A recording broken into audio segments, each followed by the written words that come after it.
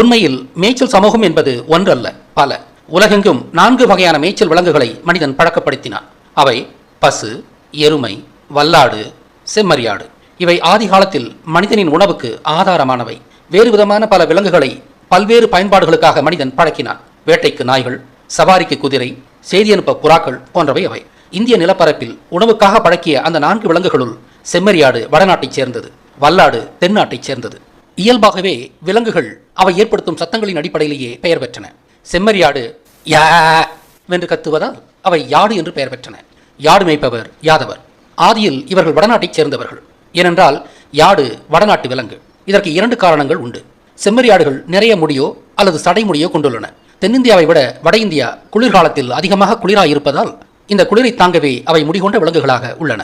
அடுத்ததாக, எனது சொந்த அனுபவத்தில் நான் அறிந்தது என்னவென்றால், செம்மறியாடுகள் எல்லா காலங்களிலும் அதிகமாக சளி சிந்துகின்றன. தென்னிந்திய சூழலை அவை ஏற்க இயலவில்லை என்பதே அதன் பொருள். அதனாலும் அவை வட இந்திய விலங்குகள் என்பது உறுதியாகிறது.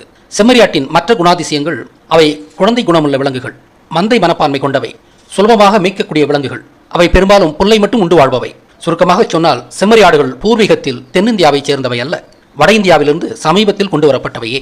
செம்மறியாடுகள் தென்னிந்தியாவில் மகாபாரத காலங்களில் இல்லையாதலால் செம்மறியாடு மேய்க்கும் யாதவருக்கும் மகாபாரதத்திற்கும் எந்த தொடர்பும் இல்லை. பிராமணருக்கு யாதவர் என்ற பெயர் வந்த விதம் தெரியாததாகையால் அவர்களை பொதுவான மேய்ச்சல் சமூகம் என்று எண்ணி கிருஷ்ணனை யாதவர் என்றனர். சாரத்தில் யாதவர்கள் செம்மறியாடு மேய்ப்பவர்கள், கிருஷ்ணன் பசுமாடு மேய்ப்பவர். எனவே கிருஷ்ணனை யாதவ குலத்தவர் என்று சொல்வதே முட்டாள்தனமானது. கிருஷ்ணன் யாது வம்சத்தை சேர்ந்தவர் இல்லை.